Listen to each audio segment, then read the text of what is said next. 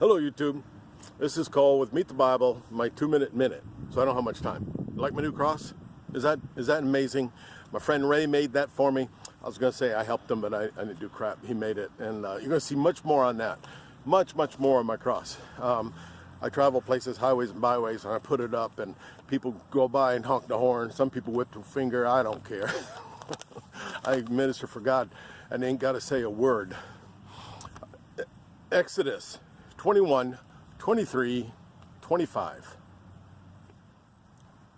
23. But if there is serious injury, you are to take life for life, eye for eye, tooth for tooth, hand for foot, 25.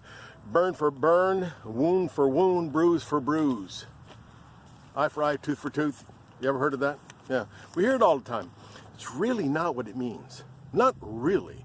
I'm a self-defense person. I teach self-defense. I teach gunfighting. Probably shouldn't plug my website or anything, you know, it's a Christian channel.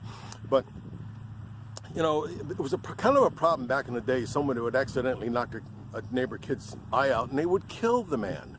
Okay? I don't know, you know, protocol is different now.